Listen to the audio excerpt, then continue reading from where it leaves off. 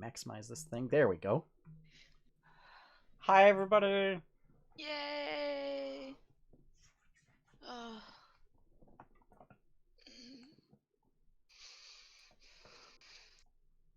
We just got to share this on the old Facebooks. Yep.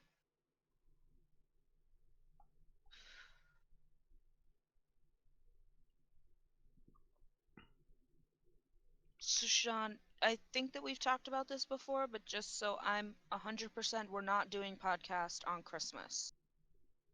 Correct. Okay. Just needed that in my brain. Yep.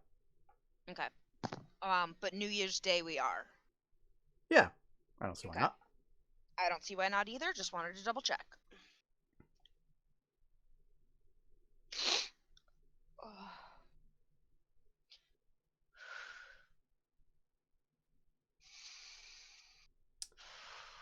Let's see.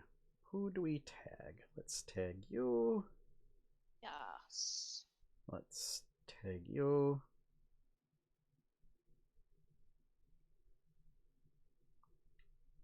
Let's tag you.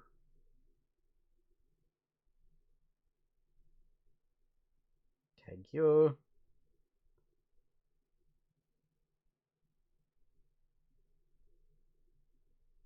Tag. Oh.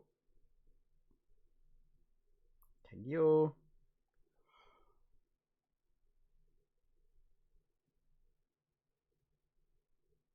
Oh.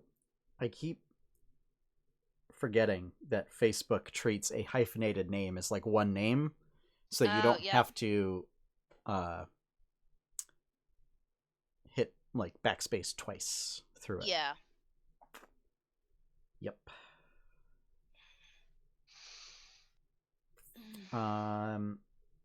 We'll tag you. And you get a tag, and you And get you a get tag, a tag, and and you get a tag, and you get a tag. Everybody gets a tag. Indeed. You're streaming. Why was there no chat message? I wonder if it just hasn't come up yet.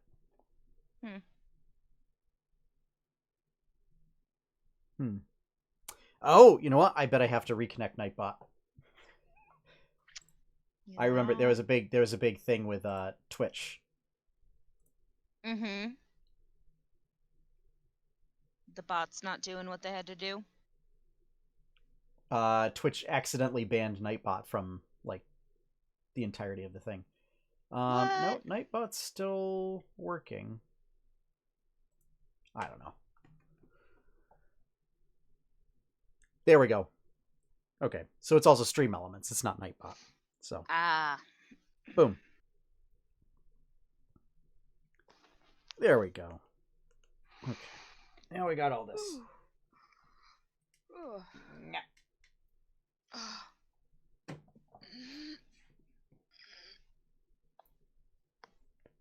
Okay, well, wasn't much of a pre-show, but yeah. No, and I'm not my usual talkative self tonight. Yeah.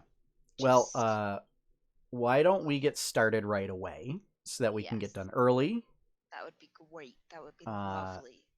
So yeah. I love and appreciate you, Sean. And we'll kind of try and do an actual quick fire through the Indie World Showcase. Oh yeah, that's why I put very simple. Like, this is how I feel about this. Quick. Yep. So, all right, starting the show in 5, 4, 3, 2, 1. Coming up on episode 167, No More Games at Redbox, Indie World Showcase, Rise of Skywalker, and much, much more on the 8-Bit Adventures podcast.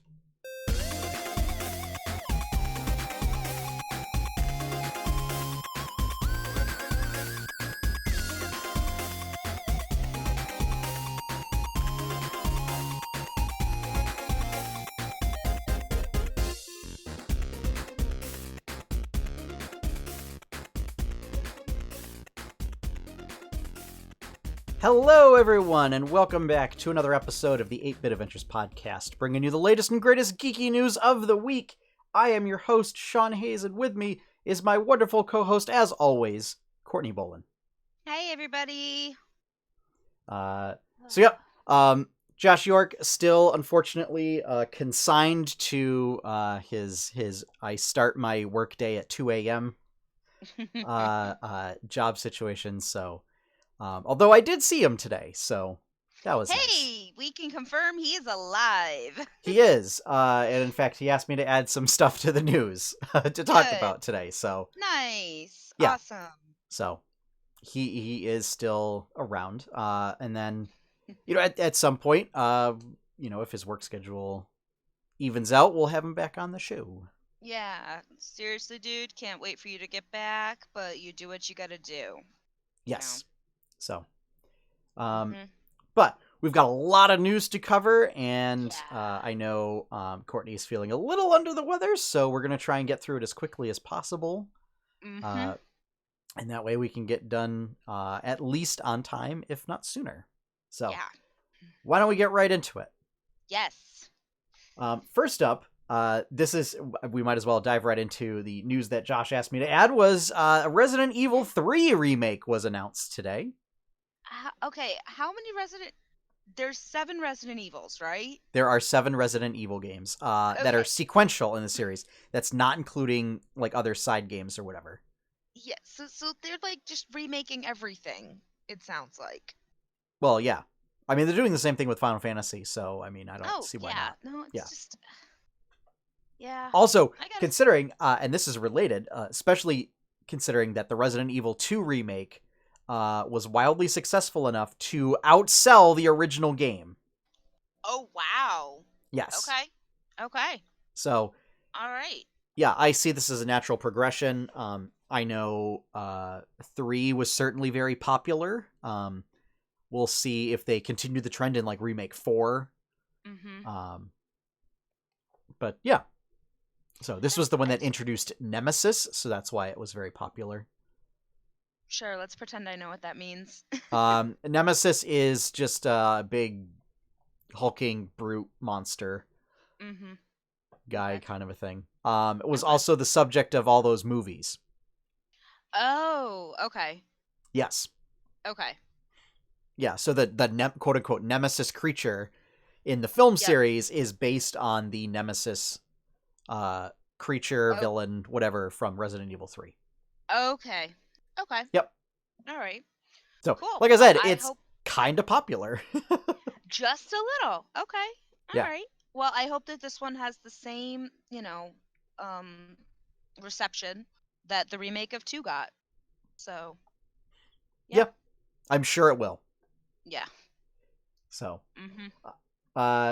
next up, some movie trailers dropped this week. I keep feeling like I missed one, but the ones that I noted were Mulan and Ghostbusters Afterlife. Yes. Which Did I miss to me any other big ones? Not that I can remember off the top of my head. Okay. But I can't shake this feeling that I forgot one. And if somebody knows, drop it in chat and Sean will see it. Yes. But yeah, because I've just been far too busy to do anything because I had finals this past weekend. So that's been a fun thing. Yeah. So it looks like Ghostbusters is going to star Finn Wolfhard. Yes. I am excited about Ghostbusters. Took a look at the trailer this evening before podcast, and I'm so interested in what that connection is with the original 4. But I like that it's still excuse me. I like that it's still fully, it's not like a new taking, it really is just a continuation with like with the connection that's there and all these other things. It's not like trying to be a standalone edition. It really is, well, this is this was your grandfather or whoever, and like this is how it's gonna be manifesting, I guess is the best way to put it. Yeah. And Yeah. the official stance is this is going to be essentially Ghostbusters 3. Yeah. And that the sort of alternate Ghostbusters film from a couple years ago is going to be Ghostbusters in an alternate universe. So they're kind of Okay. doing like the DC Marvel thing of like, oh, in universe Yeah. 4222, In this Ghostbusters are Kate universe. McKinnon and Yeah. that crew. And Mhm. then in, Earth 626 or whatever, it's, Mhm. the original crew. And you know what? I'm okay with that.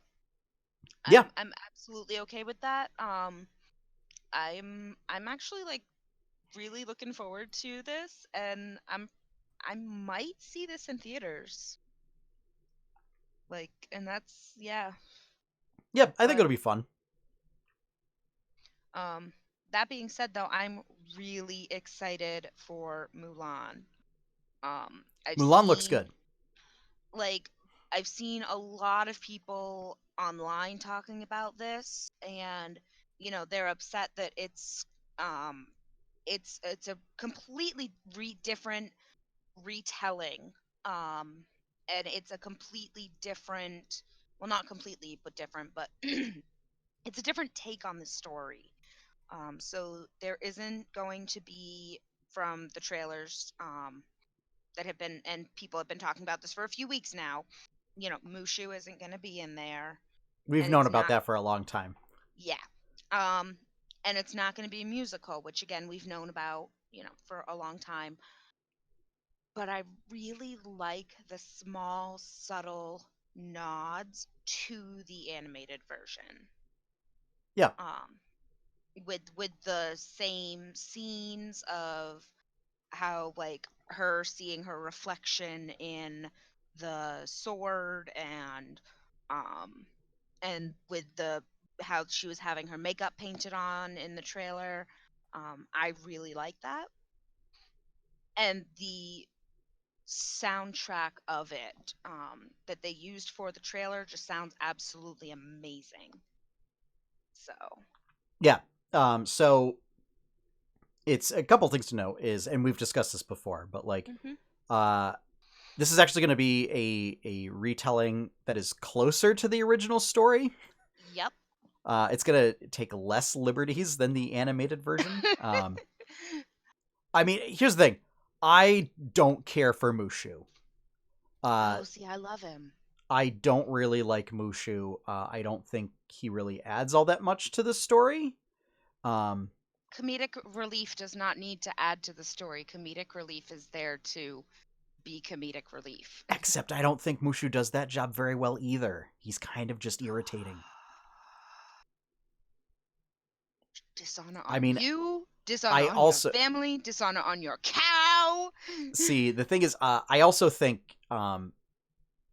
like Eddie Murphy as Mushu was kind of a misstep in that film. You know, like Eddie Murphy's a great comedian, hmm but I don't know if he was the right part for Mulan. You know, I'll give you that. I will give you yeah, that. Um, but yeah, no, it looks absolutely beautiful. yep, And I'm actually kind of, I'm not mad with this one. I'm not bad with this live action remake. yeah, and I like how rather than just saying we're going to redo all the musical numbers the same way, a la Beauty and the Beast, Mm-mm. instead they're going to, if the trailer's any indication, they're going to, take the musical numbers from the pre-existing film and simply reintroduce them as score elements as opposed to Yes. vocal elements, Yep. which I think would be Which great. which I really like, and we're not talking about Beauty and the Beast because that score got me mad. Um, Because I also think, like, kind of, this isn't a film where you can kind of like redo, Make a Man Out of You. Like, no, it's just no, tonally it would not work. no, it wouldn't. And I'm fine with them. I would love to see Disney get away from just recreating shot for shot remakes of their animated films. Yeah, Like and this one looks like a very different. I want this film to succeed, to show that it can be done. Mhm. And it can be done in such a way that we don't end up with like Maleficent. Well, and Sorry, I think that Maleficent fans.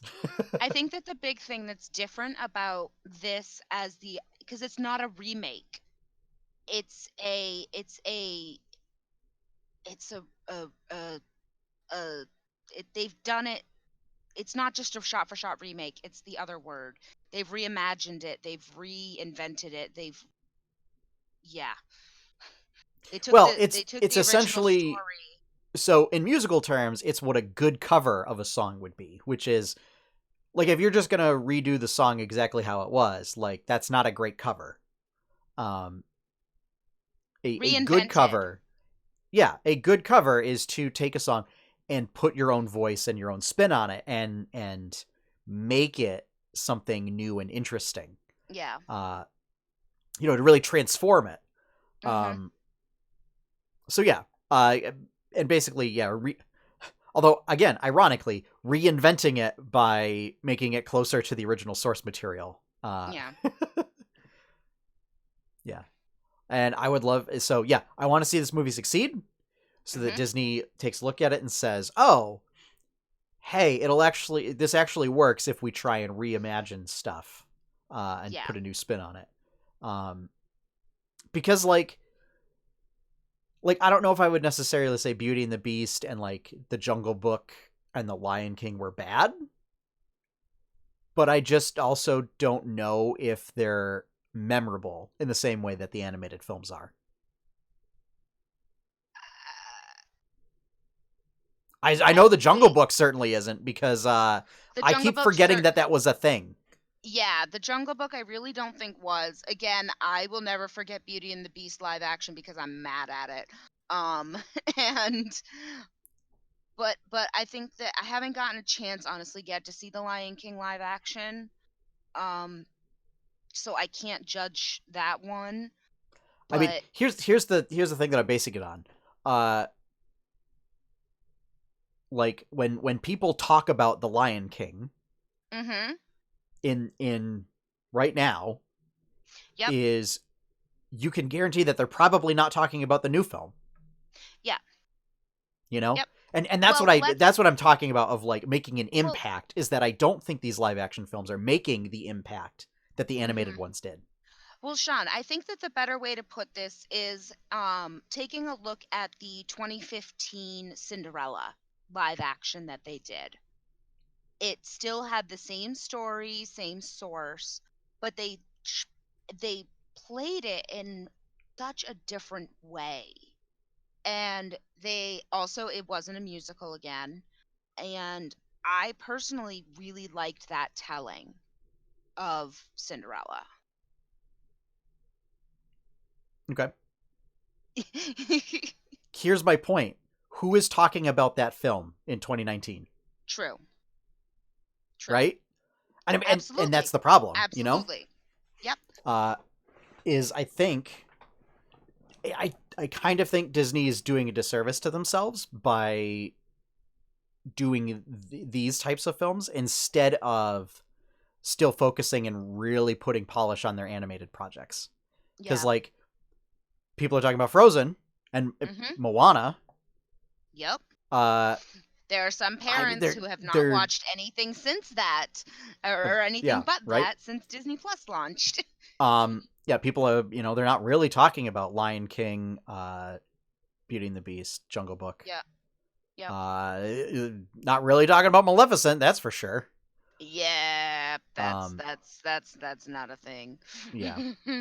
So, I but hope that that's the thing. Disney Yeah, I is want to see able this to be taking succeed, this. Yep. and I want to see it make an impact. I'm sure it'll make an impact in China, since let's be It's real, already that's kind of who these changes were made for. it's Um, already been and and this is the other thing though that I will say is this has been a very uh politically charged movie um already. So I'm interested to see what happens with after this release. Do you just mean in terms of like casting? Yeah, and certain cast members' views on things such as Hong Kong. Ah, Yeah, yep. I But mean, we the don't thing talk is, about. like, I, that's going to be a tricky subject when it is a Chinese story, Yep. you know? Oh yeah. Uh, Oh yeah. so There's some I, people I who have think just that's, been very very outspoken about it yeah. already. So yeah. Unfortunately, I think that's just going to have to be something that we deal with, Hmm. when it's, you know, When it's a movie that is based in China, yes. yeah. Yep. Yeah, I mean, to make it as authentic as possible, Hmm. yeah, Yeah. yeah, But let's keep moving forward with some more movies. yeah. So let's go back one thing up. So, Rise of Skywalker comes out next week. Yep. I We gotta will remember to be, get tissues. yep. Have So, to remember to get tissues. we will have one more episode before that, and then I actually have to check. And then we have Christmas break, and then Is we'll it have really? our So we new. really have Christmas break after that? Yes, we do. Oh, geez, we might have to do a special episode. I think we're gonna have to do a special or spoiler cast. Yeah, we'll have to do a special spoiler cast episode, Mm-hmm. like a spoiler cast stream or something. Yep. Maybe that weekend or something. Because we're going to need to talk about it. We can't go 2 weeks without talking about it. We'll figure something out because I'll be in Texas that weekend. Yeah. So We'll figure something out. So, Maybe or that's something that we or can- maybe we don't, and we just wait the 2 weeks and then we talk about it. But I don't know. so, so yeah, but yeah, I'm excited for it. Again, I kind of but unfortunately, like I keep forgetting that it's like next week that it comes out, kind of a thing. Mm-hmm. I just think that it's kind of like a Marvel thing, where it's just there's so much stuff happening right now that I just like can't give it the full attention that I was giving like previous releases. Yeah. I also wonder if just the backlash of Last Jedi is kind of like, I don't know, that people are kind of like, I know, Apprehensive? of just like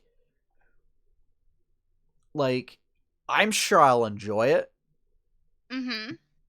but it's also a case of like, oh, don't talk about it online because that'll invite, the people that hate Star Wars to come out. I don't Well, know. let's just put this out here right now. We like Star Wars here at 8-Bit Adventures. Yeah, I mean, I liked Last Jedi. I like Force Awakens. I like, Yep. I didn't really care for the prequels, but I think that's not exactly a controversial take. The prequels were my introduction to it. I have since learned better. Yeah. Is the best way to put it. The prequels were my introduction to the Star Wars universe. So I really enjoyed them. Yeah. But And that's not to say there were some great moments in them. Mhm. And overall, kind of the problem rests with Lucas and not certainly with like some of the actors involved. Yeah. Which is a shame because, like, yeah, Ewan McGregor does a great job.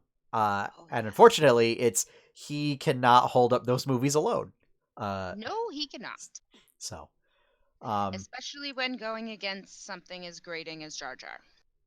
yeah. But again, I mean, that was a very specific character. And I will say this, like, when I first met Jar Jar, loved him. Favorite part of the movie. He has since grown tiresome to me. Yeah. In that so related to Jar Jar though is the actor. Mm-hmm. Let me just look up his name, because after the hell that he went through after playing that, yeah. Who's he voiced by? Yeah, that was Ahmed Best. Yeah. Is going to host a game show. Really? Yes, it's I wondered going what to be that. called Star Wars Jedi Temple Challenge on Disney I Plus. wondered. I wondered what this game show that you put in the notes was. I'm Yeah. like, what? Also, point of order, and I apologize, we put it in the opening of last week's episode and then forgot to talk about it. It was one of those things. Yeah, so what this is going to be is, this is going to be a kids' game show. Okay. Where they have to overcome various sort of Jedi challenges. And then, it'll be kind of a weekly... I don't know if it'll be a weekly format type thing or whatever, but... So what I'm picturing is kind of like a Legends of the Hidden Temple, Star Wars themed kind of a thing. That's exactly what I was going to say. Is it basically Star Wars Legend of the Hidden Temple? Yeah, I would imagine that there's going to be like some kind of trivia elements, some kind of physical challenge type elements. So yeah. See, if this were Disney, if this were Nick, I would say there's some slime elements, but this is not Nickelodeon. Not necessarily. A lot of the Nick game shows did not incorporate slime. It was really kind of like Double Dare was the big one. Yep.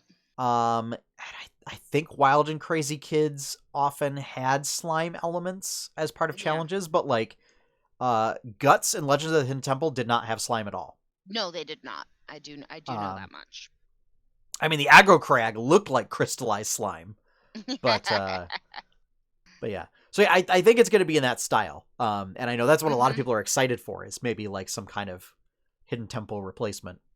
I think that sounds really cool. And I think that it's great that Disney is launching it on Disney Plus. Oh yeah, I mean, there's no reason why they wouldn't. Yeah, but I mean, as opposed to, I guess the risk. I'm gonna use that phrase very lightly there. Of putting it on aired television. To possibly get like drowned out with everything else going on. It's something that people can actually they want to watch that, and that's what they can focus on. I think it's just the market for that is it's they'll just rein in more people by putting it on their own platform. And cost them less money because they won't have to pay cable providers. Yep. I mean, it really boils down to those two things. Yeah. And that's why I say the risk of again putting it out there on cable versus putting it out on their own, yeah, they don't have to pay those third parties. Yeah. So he Best is going to take the role of a Jedi Master and mentor to the contestants. Unique set of skills as actor, dancer, martial arts expert, stomp musician, and Star Wars fan make him the perfect choice. He'll be joined by a droid companion voiced by Mary Holland, who is in Veep and the Upright Citizens Brigade Theater. Fun. Okay. Kids game show. Various challenges will test a Padawan's connection to the Force in 3 locations: a forest planet, on board a Jedi Star Cruiser, and inside a Jedi Temple. Interesting. 2020. Okay, sometime next year. So I mean, we're in December now, so they are be very probably surprised. filming now. Yeah, I would imagine. So, or they're getting stages and stuff set up. Yeah. And then I'm sure if they haven't already, they'll do an open call for contestants. Yeah. Kind of a thing. Yep. So cool. Sounds pretty fun. So a bit of sad news really quick. This is certainly making a lot of the tech news. So Redbox will no longer be selling or renting video games. So I think there's a Business Week article that's calling it an end of the rental games era. Because I think Redbox, because I don't know if GameFly is still a thing. Because GameFly was kind of the other big one.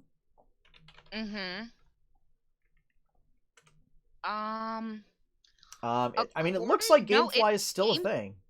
as I say, yeah, GameFly is still a thing. Um, but it's definitely something that not many people are still utilizing. Um, because it Um, is excuse me. Because it is $16 a month. Um, yeah. Um, for GameFly. it's also shutting down their game streaming service. Yeah. Uh, company plans to continue its disc-based game rentals through the mail. Mhm. Okay. Yeah.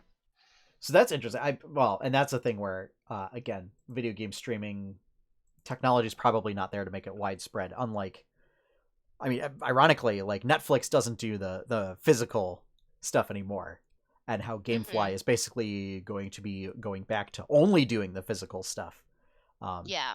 so basically, that will be the only service really, for renting games. Um, but yeah, so Redbox, yeah, basically, I'd imagine they just lost a lot of revenue in people not returning stuff, or Selling it returning, at GameStop. or yeah, kind of renting it and then trading it at GameStop, um, Mhm. or keeping or keeping the disc or the cartridge, putting the empty box back in to the Redbox thing, and then selling the stuff. Um, but yeah, so yeah, unfortunately, if that was your avenue for purchasing or renting games on the cheap to try them out before you buy, I'm sorry. I feel for you. Yeah, no, that's it's unfortunately they have to go away from it. And I'd imagine that kind of hurts lower income families probably, yeah, because if right? their Because it's a kids lot are cheaper to rent a game for like 2 days than yep, buy a $50-$60 game yeah, outright. yep. Apparently though they will still be um selling games until the end of the year. So, 2019. yes. So 3 weeks. Yep. Hey, it's still until the end of the year, you know. Hey, so there you go. Get your games in Um, now. but yeah, no, yeah, but they're only selling them. They're not doing any more renting. Ah, okay. So, yes. Because you have the ability to you've had the ability to just buy it through Redbox too.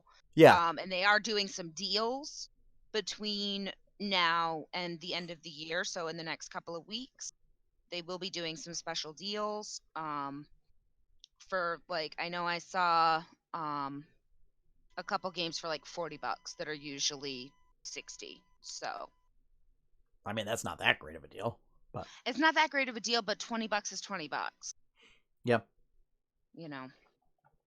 I mean, considering that Um, it's like a going out of, I mean, it's not a going out of business sale, but it's like I mean, we're not going to have this inventory available for sale any longer, kind of a thing. yeah. Yep. So I don't know. Just Of letting course, with people video know. games, they'll probably be like, we'll just take all of our inventory and sell it to GameStop or something. Yeah. I don't know, but it's yeah. But yeah. Um, and then last up, we had the Indie World Showcase for Nintendo. So Yes. we're not going to go through the whole thing with full Mhm. analysis, because there's a lot of stuff to cover.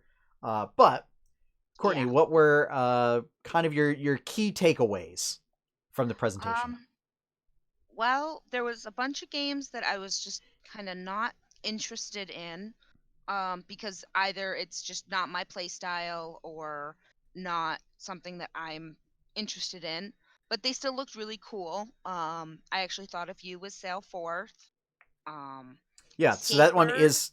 so that and Skatebird are ones that I'm interested in. Skatebird looks absolutely adorable. Uh, Um, can we just talk for a second though? I feel like they missed an opportunity to not make the name a pun on Tony Hawk. Oh. You Because that's the know. entire thing that I was thinking about while watching that video. Yeah. So Yeah. yeah. Yep. Um, Um. so yeah, just to touch on it Like. real quick, Sail Forth is a game in which you sail around and on pirate ships and blow up Yep. other pirate ships, Yep. with kind of an interesting sort of artistic art style. And that was actually Almost, something that my mind just couldn't wrap around, which is yeah. one of the other reasons why it just visually it was hard for me to look at. But I mean, it's that's almost a just Wind Waker like art style. yeah, it's just very very flowy. And then And Skatebird then is just it's tiny birds on skateboards. it's That's little, so it kind of, so I'm not even gonna lie. It made me cry just a little bit because the first couple of birds that you see are like budgies, so like little parakeets. yeah.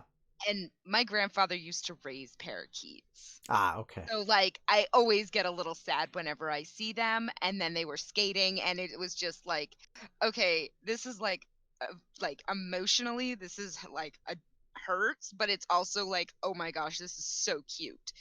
Because how many of us haven't seen pictures or like gifs or videos online of actual parakeets or budgies like on those little finger skateboards? Yeah. And that's like what I thought about. I know. Let's see. We also have down here the Survivalists. That also Oh my caught my eye. gosh. Oh my gosh, Um, that so caught my eye. I it was it to me I was like, it's the escapists plus Minecraft plus monkeys. yeah. So it's basically just straight up cooperative survival game. Mhm. Um, it's got a great sort of pixel art style. Sort of Yes. like a very 16-bit sprite art style. Mhm. Um, and yeah, training monkeys to do things like build stuff or whatever. So I'm interested in that.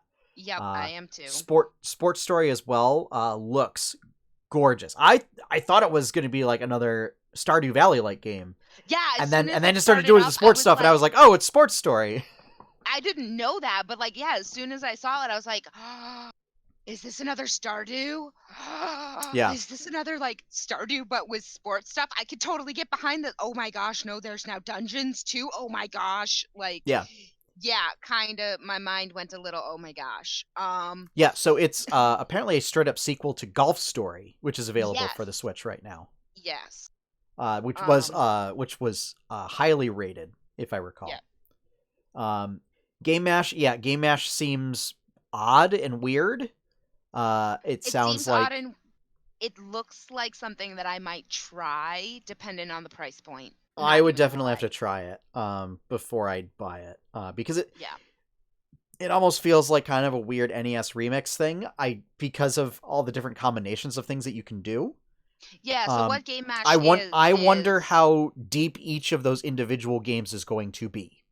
yeah. So what Game Mash is though, is that it's going to be basically taking two games of different genres and mashing them together. Yeah. Um, So and I think they're random too. So like well, I uh saw in it that you could, in the video it showed you picking, but it also said that okay. yeah, it makes what the game is. So it's not, from how I understood it, it's like every time you put together, say, a fantasy puzzle game. Yeah. Like, not every fantasy puzzle game will be the exact same. Yeah. Um, at least that's how I understood it with the in the video, in the Yeah. showcase. Um, Talos Principle really looked cool. It reminded me of Portal. Um, with the whole, it's an adventure puzzle game. I always love a puzzle game. And so like I'm actually really really interested in that one. I know we're interested in Bacon Switch here because Good. it looks like Overcooked meets like River City Ransom. Yes. Good, because I was gonna say, yeah, no, I totally want to play We're going to Bacon cook things Switch by in a game punching night. them, I want to which play I Bacon think is Switch in a game hilarious. night. Yep. Yeah. Um, Um, I know. Murder. Dauntless I did download because I Hmm. was playing it for a while. Yeah. I haven't tried playing it docked right now. And all I was doing was just running around Ramsgate. So, and I've heard that the performance is worse in Ramsgate than actually in the monster arenas and everything, but it's running pretty rough. Yeah. So I want to try it docked and actually do like a couple monster fights and see how bad it is. Yeah. It may be a case where I still stick to playing it on PC. I don't know. Yeah. It would be way more convenient to play it on the Switch because I don't have to do all these workarounds to get my controller to work. But yeah, that. So let's talk about Boyfriend Dungeon. Oh God. This is not a game that I have any interest in playing, but I want to talk about it. Did she just? I'm putting in exactly my first reaction. Did she just say date your weapon? Yes, it is a dungeon dating simulator game in which all of your weapons are also all of your weapons are also people. And they're single. And they're single and ready to mingle. So I'm just like I've never really understood full-on dating sims, and I don't understand. It makes my head hurt. Courtney, it's just Stardew Valley, but without the farming and the fishing and the combat. Ew. Yeah, it's all the talking to people and learning what they like and giving them gifts and going on dates and stuff. That's what a dating sim is. Ew. Ew. That's so boring. No, thank you. But actually, something that I was really interested in that also looks really cute is Murder by Numbers. Yeah. It's another puzzle game, so obviously I'm gonna be interested in it. But it also looks similar to like one of those other like playthrough novel things, like the visual novels. Yes. And like I have found that I really, really, really like that style of game. So I'm probably going to be picking up Murder by Numbers.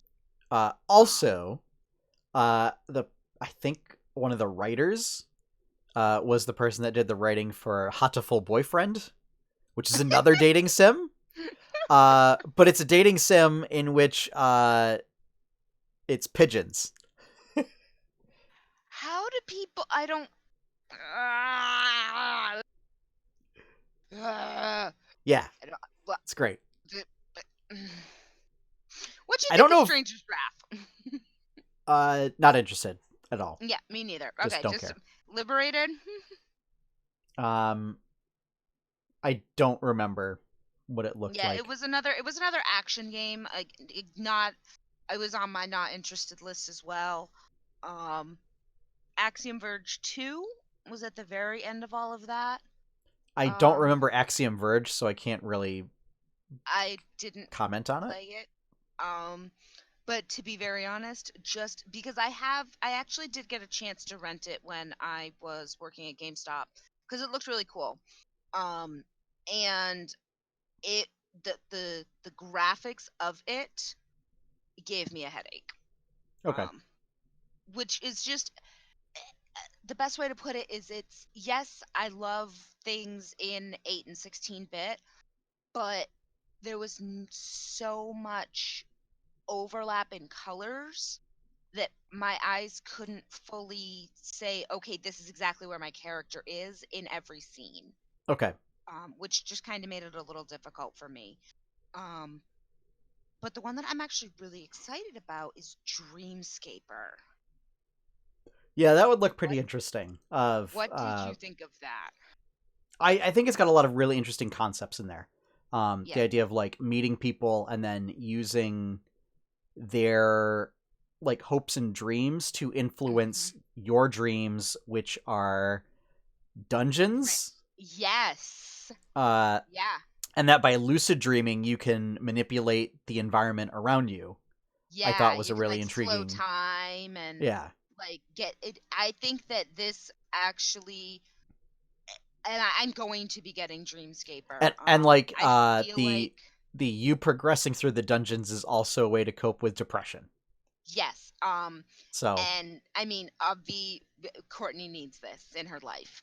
yeah, I feel But like this is the kind of game that would make it win on the the impact what is it, list. social impact list Yes, on the Game Awards. that's Yeah, that's exactly what I was gonna say. Yeah, it seems like it's that type just of game. with the caveat that based on what we've seen so far, it may Yes. turn into that's not what the game's about at all, but Yeah, how it's being but presented makes it seem that way.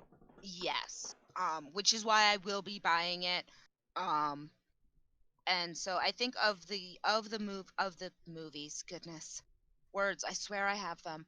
Um, Games. I think of the games that I saw that I was interested in, I think the two, three that I'm like absolutely going to get is Murder by Numbers, um, Dreamscaper, and Survivalists to start with.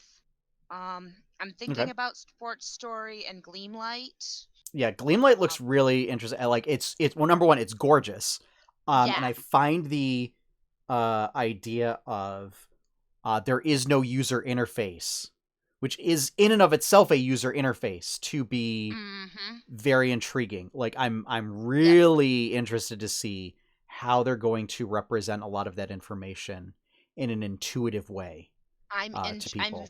very, very, very interested. But for me, excuse me, I would want to see some more gameplay of Gleamlight. Yeah, So see if I can like watch some people streaming it on Twitch or something. Because I actually would like to hear some more of a narrative of what the player is, thinking and figuring, oh, well, if I do this, then maybe it'll be. But I really like the look of Gleamlight, and if yeah, everything looks good, I will probably pick that one up as well. yep. Um, yeah. So as I said, I already downloaded Dauntless because it's free and it's out Hmm. already. Shovel Knight Treasure Trove, which we didn't talk about, but I'm going to cover in Quest Log because that's got some big news attached to it. Hmm. Um, so I've already got those. Um, Hmm. but Sailforth, Yep. Survivalists, Yep. Skatebird, Bacon Switch. I mean, I'll go halvesies with you on the price of Bacon Switch. Um, so yeah, Yeah. like I don't know if I'll pick up Dreamscaper. I might pick up Gleamlight depending on how the reviews turn out and how the game looks. Yeah. I don't think I'm gonna pick up Game Mash. I think it's just too much. I think that there's too much for me. The reason why I won't pick up Game Mash is because while it definitely looks fun, for me and my play style, I like a very specific type of game, and Game Mash has all of the genres of games, some of which I do not like playing, some of which I cannot play. Like I cannot play first person shooters. It just does not happen. um um, or any kind of real first person yeah, games. It's too my brain cannot wrap itself around it. I've tried. yeah, I've tried so hard and got so far. But in the yep. end, it didn't Stop it. matter. But yeah, I don't know. I mean, maybe it would be a good streaming game. I don't know. But at this time, I'm not super intrigued by it. So, Yeah. but that is going to wrap up the news Yeah. for this week. So why don't we talk about what's going on with 8-Bit Adventures?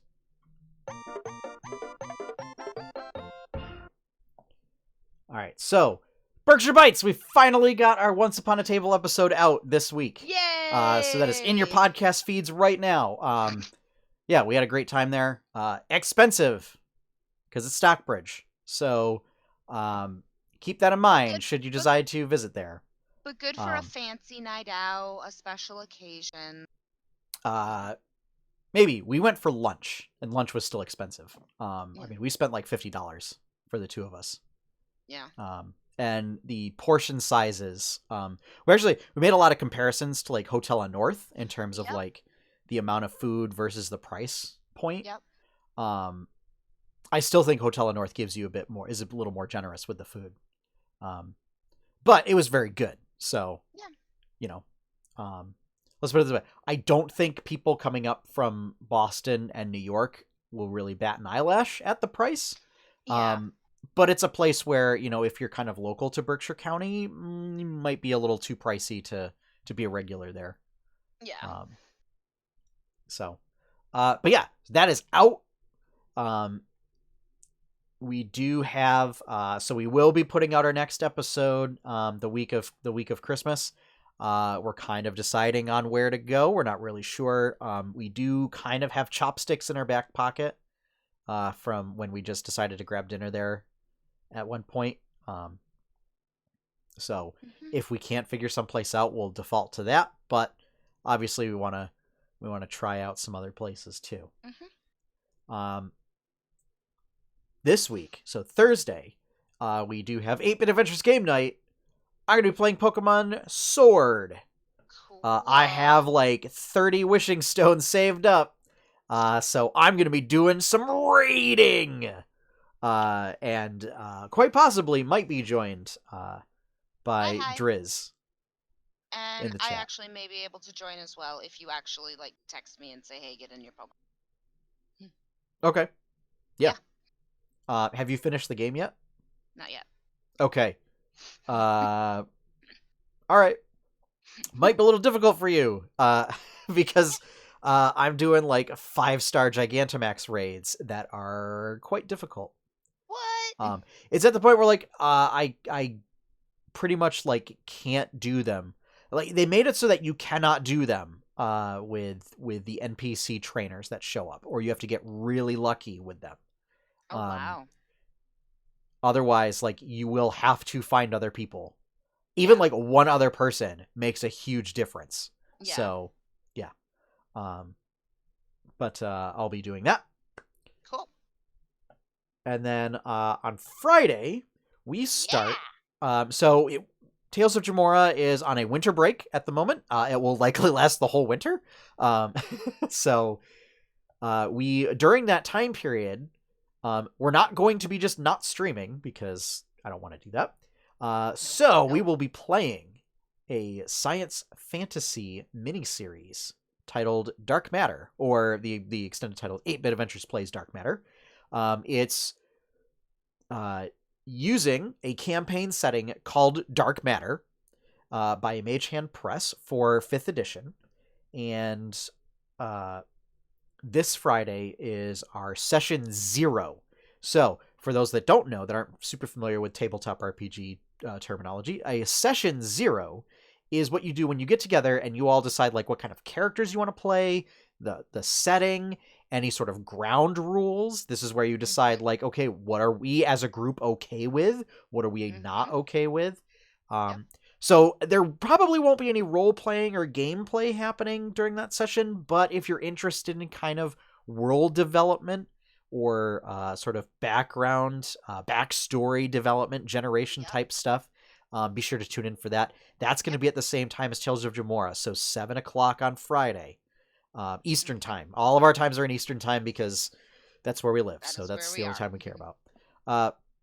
So yeah, and that will it'll also give you a chance to start in on a story from day one, very basically. Beginning. This will likely be like a 6 to 8 session arc of 3-hour episodes with like a 15-minute-ish break in the middle. So yeah, and as always, because it's filmed at PCTV, residents of Pittsfield, Massachusetts will be able to listen to or to be able to watch that on community access television. Yes, it's at like 2 or 3 in the morning. So yeah, we have to basically take over what like the Adult Swim block because of language. Because we are adults playing an adult game. Yes. To borrow to steal a phrase from another very high-profile Dungeons and Dragons podcast, we are adults using adult language. You have been warned. Yes. That said, who knows? We may try and cut back on that and make it a little more family-friendly for this. Again, that's something we'll probably decide. And, further consideration is I, once again, will get to jump across from the DM Yeah. seat into the player seat. So I Yup. will actually get to play, and This is gonna Matt be Tucker fun. will be GMing again. He's very Yes. excited for this. So yeah. Yep. Yep. Um, I'm very excited for this because I get I I'm very, very excited. Tune in on Friday to figure out why I am so excited. Courtney's deciding to branch out and not play a rogue. This is a very momentous occasion for her. I'm also not playing an elf, which is also quite momentous. So yeah. As far as comics, I know I haven't been putting out comics for the past couple of weeks. As far as the 8-Bit Adventures comics, things have just been kind of We've had some family emergencies and so basically it was Thanksgiving. There was something going on the weekend before Thanksgiving, or there might have been, I can't even remember if I put a comic out then. But then Megan and I had a funeral to attend to on Saturday, and so that also bled into Sunday. So I wasn't able to do it then. Should be getting back on a semi-regular track. I may just do artwork again, take like a winter break, kind of just do artwork and kind of recharge my batteries and stuff. So I know I started that picture of May. I am probably going to scrap it and start over and do a new one. But what I would also like to do is do some artwork of these new characters that we're doing for Dark Matter. Would be nice, I think. So, yeah. And as always, there will be a Speedy and Monty comic this week because those are much easier to get out. So, I've got that. Yep. I think that's it. As I say, as we discussed in pre-show, we will not be. Oh, right, yeah.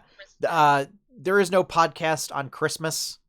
We'll because remind it's Christmas. everyone. Yeah, we'll remind everyone again next week. But just so you're aware, we want to be able to spend time with our families and such as so. Yeah. That said, because winter. that's also a Jamora week, there will be session 1 of Dark Matter that Friday. Yes. So that will be a thing. Yep. So that is going to wrap up this week in 8-Bit Adventures. Yeah, so let us delve into the quest log.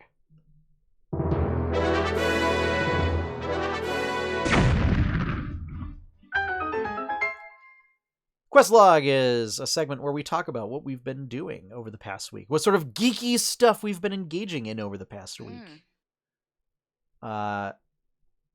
Courtney, would you like to go first?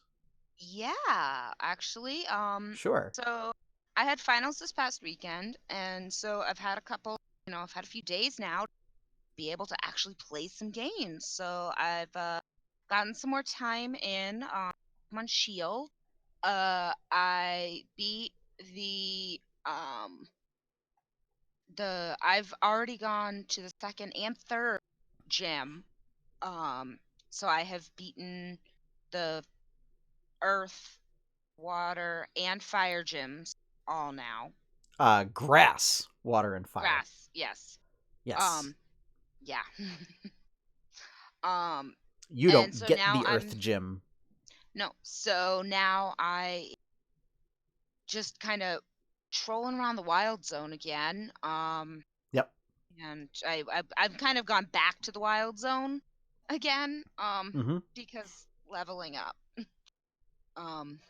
Oh, Courtney, I think the Ghost Gym is next for you.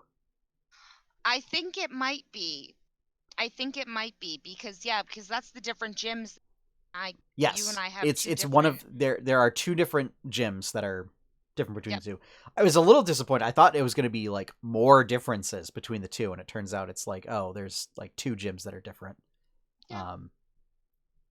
But yes, the Ghost Gym, whose gym leader is it's a like a Portman pun. Cuz it's like onions? Yeah, he's weird. I don't know. It's so his name is like a portmanteau of like Allium and Aleister Crowley. which allium is the genus of onions and other related vegetables. So Yeah. it's weird. It's I don't know. Pokemon's got some weird stuff going on sometimes. Yeah. Yeah. Pokemon gets weird. Oh, just saying. Apparently, all the Japanese gym leader names are produce. This does not surprise me. Nope. Nope. Doesn't surprise me at all either. Nope. Hang on. Wait, do we need to like look at this and confirm to take an actual? I Let's will say see. actually, while you're looking that up, Sean, Yes, I have please continue. something that I really actually really like about Pokemon Shield and with the new gym setup is the different, like, I really like the oh, you have to do this before you can see the um before you can see the master. Like, you have to do this challenge before you, and it's not always just fight my minions. It's, sometimes it's Pokemon battles, sometimes it's the water gym just absolutely just beat my butt because I couldn't figure out how to get it to work. Um and so, like, I really like the addition. I mean, I know that we've had like some that have had puzzles in them before, but they've been really, these ones like are really difficult, and I've had to actually bow out a couple times on a couple of them and go back in and restart it, and try and redo it. And that's, I think, the thing that I like the most is that if you, because in the previous Pokemon games that I've played, at least how I remember it, is if you left the gym, you could still go back and be exactly where you left off. Whereas now, if you want to leave the challenge, you have to leave and start over again, um, which I actually really like. So, yeah. So, what'd you find, Sean? Okay, so the only thing I got so far is Nessa's Japanese name uh, means Cupid's dart, which is a Mediterranean flower. Mm-hmm. Uh, that like isn't necessarily like a food item, but it's called Cupid's dart because it was rumored to like be an ingredient for a love potion. Probably because so Nessa this minor spoiler or whatever, but you find out that like Nessa's also into modeling. Uh-huh. So just I'm sure that's what like the beauty thing, love potion, Yeah. whatever. Yeah. Let's see. Oh god, is it Kubo? I don't remember, dude. That's The fact the that I fire. remember the fact that I Nope. remember in general the types, like, you're lucky in that bit. So just saying, so Milo's Japanese name is like means yarrow, like yarrow root. So he's Mm-hmm. like yam. Um, oh, oh, there's Opal. Yeah. Although I have to. So the problem is Bulbapedia's search engine on their own site is like broken, Ew. and it causes the site to just like spin out. Um, Oh. oh, Kabu, turnip. Yeah, that's Opal's awesome. is poplar. Let's see. Who else is there? Oh, B. Uh, kidney bean. Kidney bean. Oh, it's a combination of kidney bean and fight. Fight the kidney bean. Oh man.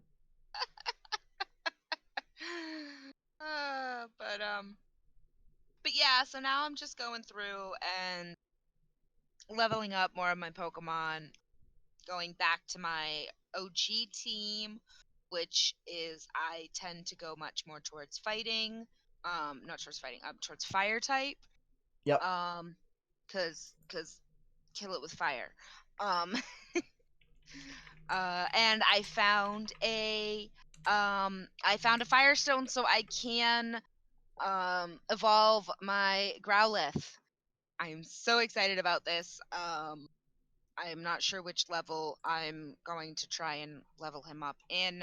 I actually want to do a little bit of research and see what's the best level to level him up in, or what's the best, like, oh, make sure he knows these moves before Yeah. leveling up. So, Yeah. like, I'm actually gonna do a little bit of um but yeah, like, there's, oh my gosh, I found so many different stones. Lightning stone, I found Yeah, so fun fact, Courtney, is once you finish the game, yep. actually, no, even before you finish the game, when you get the water cycle, there is an area in the wild area called the Lake of Outrage. It's got a Mm-hmm. little island there Yep. where it has a stone circle. The stone circle every day produces like up to a full set of evolution stones. So Dawnstone, Shiny Stone, Moonstone, Fire, Water, Thunder, Leaf, Ice, Dusk, the whole shebang. Nice. Yeah. It produces like it may not necessarily produce all of them, but it produces some combination of them. You can also catch wild evolutions there. Because that is my plan.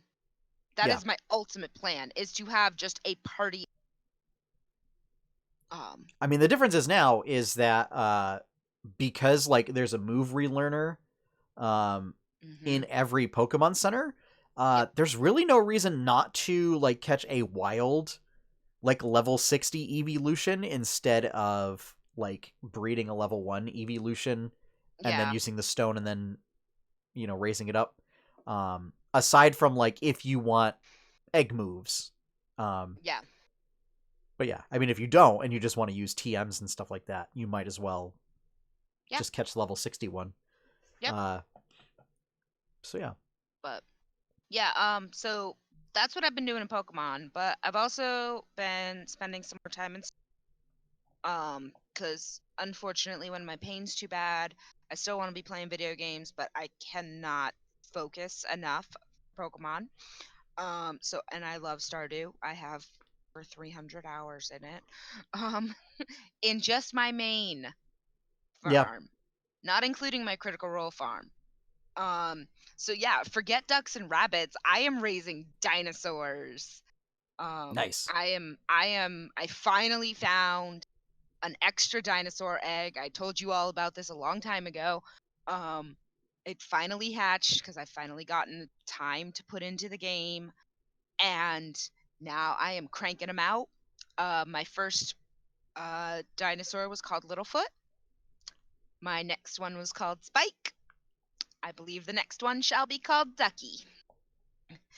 And we're just gonna keep going with that theme.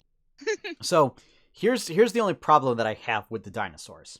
Mm-hmm. Is that for me, outside of having like one or two, they're really only great for cosmetic purposes Yep. because from a profitability standpoint and an item standpoint, all they do is produce more dinosaur eggs, which don't actually make you a lot of money.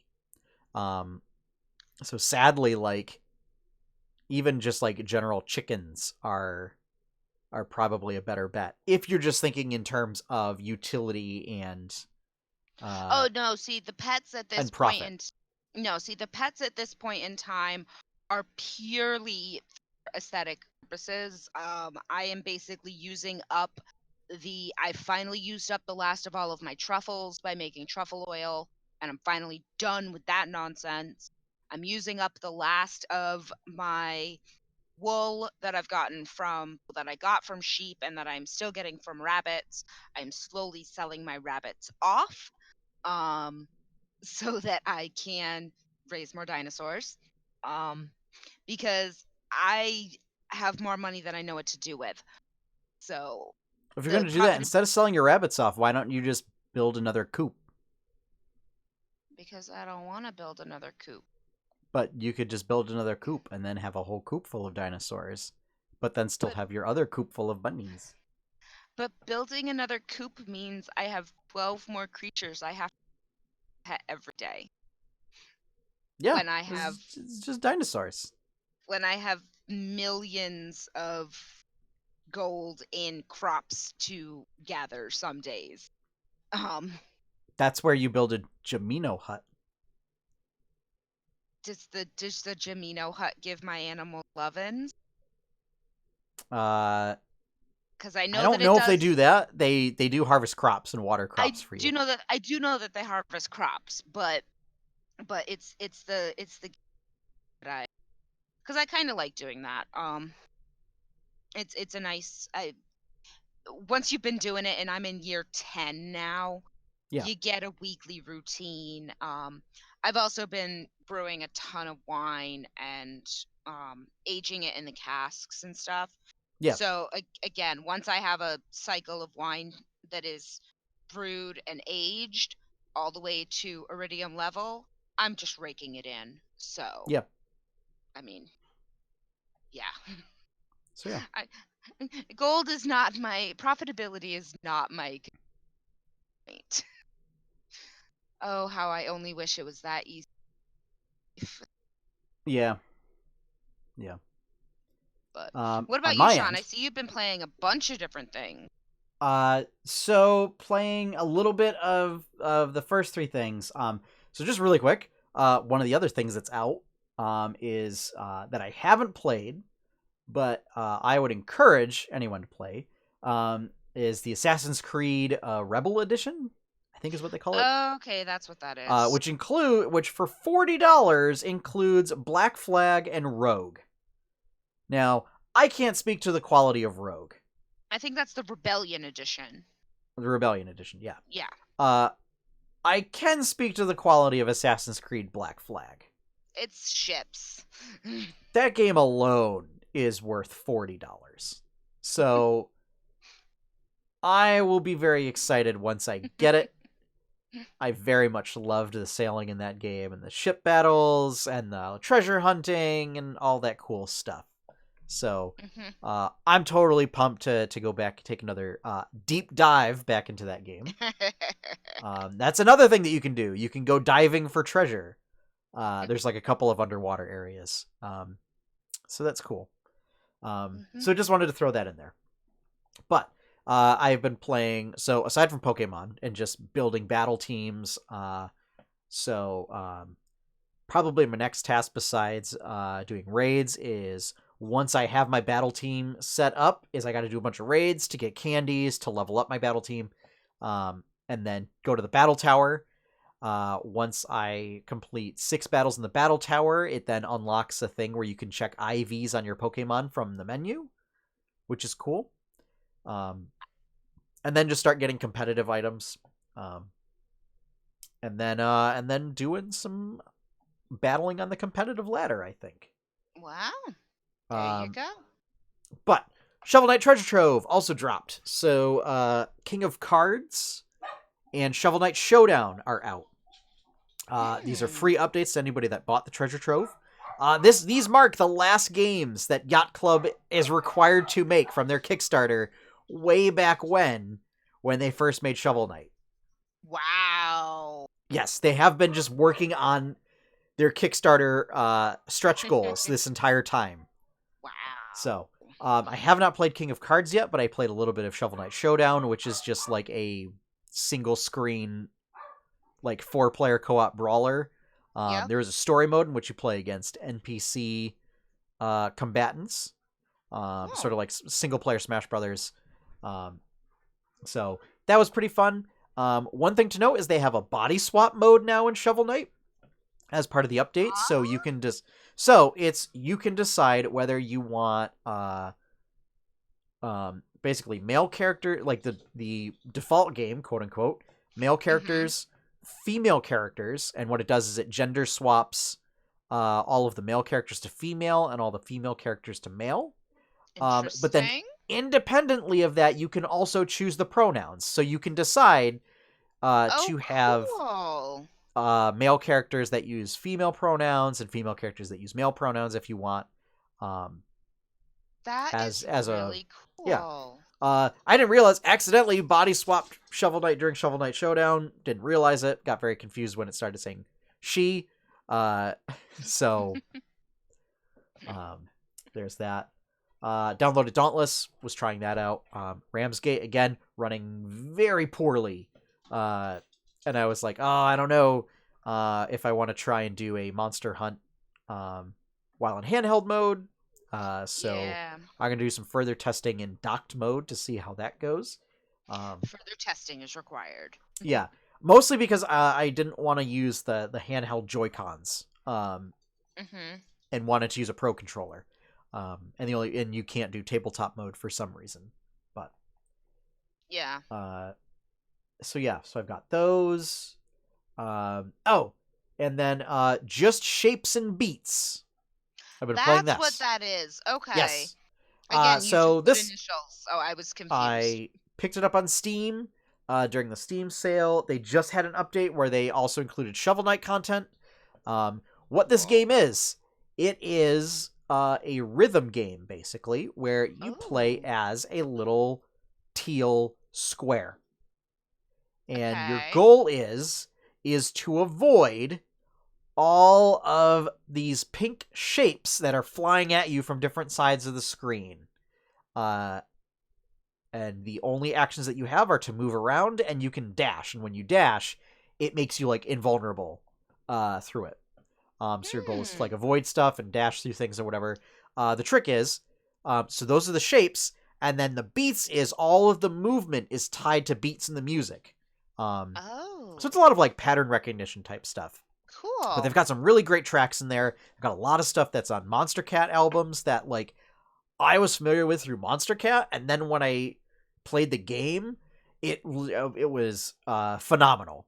There's a story mode where they're all these like shape creatures that are taking over and ruining the land or whatever, and you have to go save everybody. It's great. There's no dialogue whatsoever. Hey. And it's things like it's just the tracks that they incorporate from Monster Cat. So one is like new game, which you thought like you beat the boss and you completed the game or whatever, and then what it does is like turns out, oh no, the boss accidentally like absorbed some radiation or something, and the game's not over. You've just begun. And so they use the track New Game, which is fantastic. That's a track that like incorporates a lot of video game sound effects. So when those sound effects happen, they visually represent those effects on screen as stuff that like you have to avoid and everything. So cool. They'll have like, like Mario pipe effects. And when they do that, like the boss, like a pipe will appear and then it goes through the pipe, makes that noise kind of a thing. You have to avoid that all. Or it'll do like the Mario, like super mushroom sound effect where it grows. And that's when the boss like eats a power pellet or something and like grows on screen. There's one instance where they do the Pac-Man, after eating a power pellet and then like going like wow, the boss like turns into Pac-Man and like eats a bunch of dots across the screen. What? It's all cool stuff like that. Really great meshing of really fun. Visual and auditory. One thing is, there's a lot of flashing elements, a lot of patterns moving across the screen. They have, like, tons of warnings when you start up the game for people with photosensitivity that might have trouble with seizures, like epileptic seizures triggered by photosensitive patterns and stuff. So unfortunately, I don't know, for those that do suffer from that, if you would be able to play this game, because there's a lot of elements like that are integral to the gameplay. I think they do have a mode that like tones it down. Yeah. But I don't think it gets rid of it entirely. So maybe somebody like me who does get photo could turn it down, but possibly not somebody who experiences seizures that are photosensitive. Yeah. That's one thing that I do like that is getting out there more, is that there are more and more warnings. I mean, and this has been a standard thing on video games for years, for the past 30 years or longer.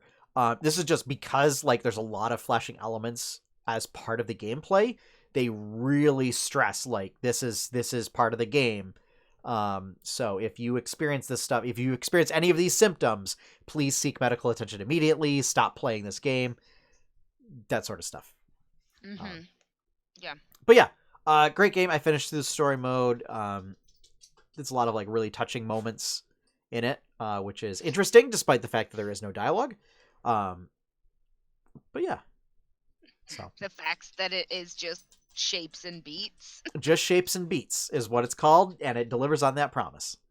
It does have multiplayer mode, so there is that. Interesting. Yeah. Cool. And then as one sort of not any games that I played or whatever, but we now have added a whole bunch of stuff to the soundboard. So we have all sorts of cool sound effects on the soundboard. Wait. So Laura Bailey. Yeah. It's not quite the sound effect, the harp sound effect that they use, but I couldn't really find a good royalty-free one. But you know what? It's close enough, and it is still a harp. So it's close enough. The rest of them are all Zelda stuff, so you know, I mean, we've got Hello. Hey. you know, all sorts of weird things. So a lot of those, I think I might try and use them during like if we do Leaf Dancer again, or any sort of game stream where we're kind of playing on the computer. Yep. So, but yeah. And that, dear folks, is going to wrap up our podcast for this week. So, if you'd like to see more content from 8-Bit Adventures, be sure to check out 8-bitadventures.com. Over there, you can find comics, artwork, podcast, videos, streams, and more. If you'd like to help support that content, please consider becoming a patron on patreon.com/8bitadventures. Big shout out and thank you to all of our current patrons. Thank you for making projects like Berkshire Bites possible. Yeah. You can also support this stream in particular and this streaming channel by subscribing. You can do that either with Real World Monets, or if you have Amazon Prime, you can use, you get one free Twitch Prime subscription a month. If you would please consider using that for this channel, that'd be great. Yeah. Our opening theme is One Up by Professor Shy Guy. You can find his work over at professorshyguy.bandcamp.com. And with that, we are finished. So, as always, have fun, happy gaming, and enjoy your pie cake. Bye, everybody.